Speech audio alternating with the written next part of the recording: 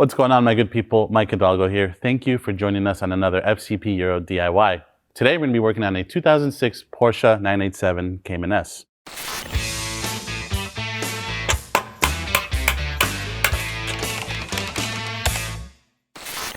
Today on the Cayman behind me, we're going to be covering how to replace your rear sway bar end links. This is going to be applicable to not only the 987 models, but the 986, 996, and 997 models as well.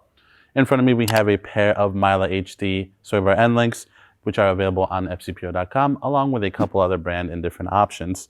Typically, these are going to last you anywhere from 60 to 100,000 miles. It really depends on how you drive your vehicle. A good rule of thumb is if you're doing a shock or strut replacement, they do these at the same time, as the end link is also part of the pinch bolt that holds the assembly into the upright of the vehicle. So it's kind of a good rule of thumb and something that we will be doing on this car behind me in the future DIY. Something to know about the Mila units is these have a counter hold on the inboard side of the ball joint versus the end of the stud.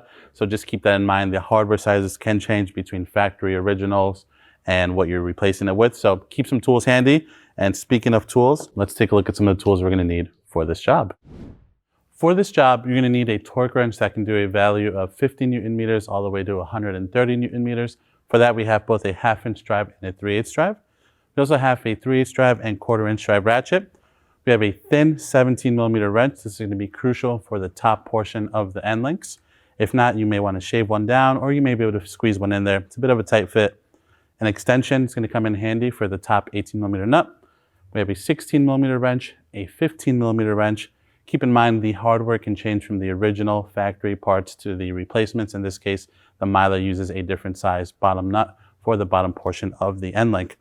We have a 19 millimeter socket for our lug bolts, an 18 millimeter socket, a 15 millimeter socket, a T30, and then some nice to haves are electric tools, as well as your favorite penetrating fluid.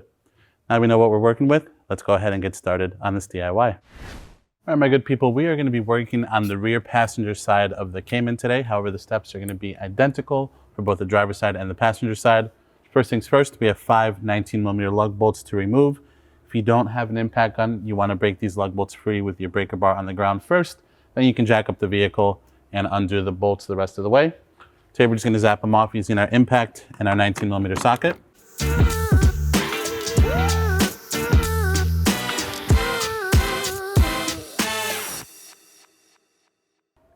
All right, now that we have our wheel off, we have a little bit of a better view on where we're going to be working. Our link is in the back here, so let's get a little bit more cozy and get ready to remove our end link.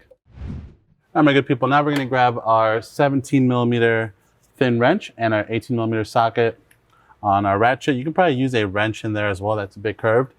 You can go ahead and remove the 10 millimeter bolt that holds the shield in place.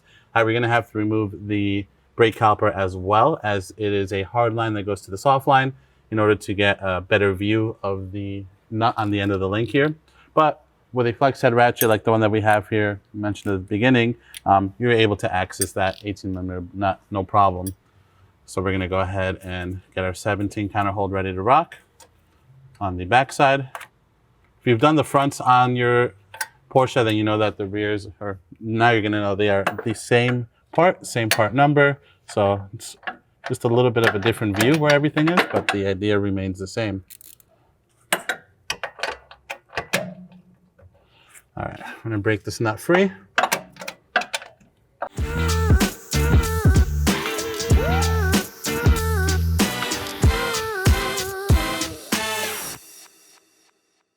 Now we have the nut undone. Let's go ahead and hop underneath and work on removing the nut on the bottom that connects the end link to the sway bar itself.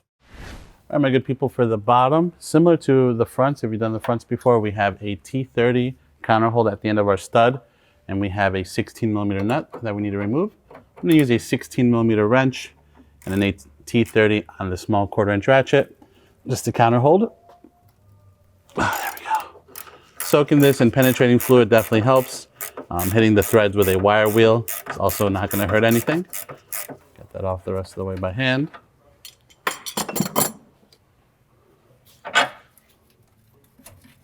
And we can pull the top portion out. And now we're just going to do the reverse. We're going to feed the top in, then we'll feed the bottom in, and then we'll start with the bottom nut and work our way to the top. Now we can take our new end link, feed the pinch bolt portion through the top. Get that started. And we can actually move this ball joint a bit and get it to the bottom of our sway bar here. Then we can get our new nut started on the Mila units. They use a 15mm nut. And then the Mila units also have a counter hold that allows for a 4mm hex that you can use to counter hold. Right now, I'm just gonna grab a 15mm ratcheting wrench and snug up that nut as far as I can go before the stud starts to turn on us. For these lower ones, there is a 2-step torque procedure. You wanna snug up the nut to 50 Newton meters, back it up a quarter turn, and then finalize the torque at 65 Newton meters. So just keep that in mind. We're just gonna snug it up for the first 50, and then we'll finalize it with the actual torque wrench for the 65. All right, we were able to snug it up all the way without having to counter hold. Now we'll just back it up roughly a quarter turn. And now we'll grab our 15, set it on our torque wrench, which we're gonna set to 65 Newton meters, and we'll finalize that bottom nut. Beautiful. Now with that, my good people, let's head back up top to the pinch bolt and finalize that as well.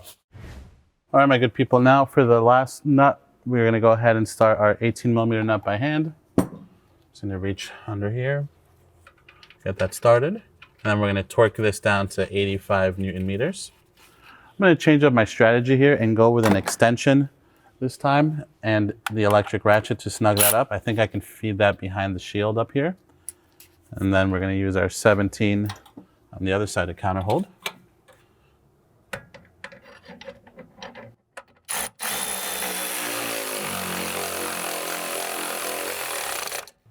Probably should have done that when we removed it, but no problem. Now we're gonna set our torque wrench to 85 and we'll give it the final snug. All right.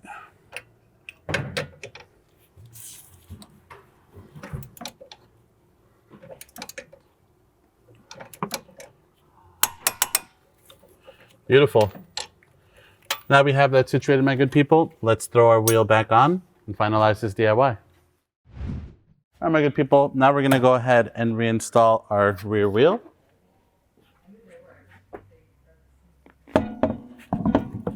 Make sure to line up your lug bolt holes as best as possible and always start your lug bolts in by hand. Last thing you wanna do is cross thread these after a DIY and not be able to go test drive your car. Now we're gonna go ahead and snug them up with the car in the air just so that the wheel is nice and flush against the hub.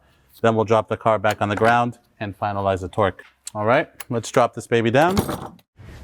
Now with the car back on the ground, we can torque our 5 lug bolts to 130 Newton meters. Make sure you do it in a crisscross pattern.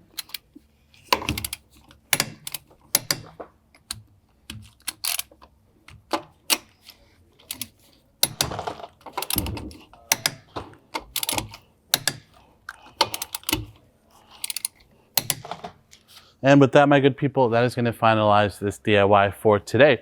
Overall, a really straightforward job on the 987. Again, applicable to your 986, 996, and 997 vehicles. If you like this DIY, please be sure to give it a thumbs up. If you have any questions or comments on what we did today, leave those in the comment section below. And if you like this video and you want to see more like them, please consider subscribing. We make new ones all the time. As always, thank you for watching. We'll catch you in the next one.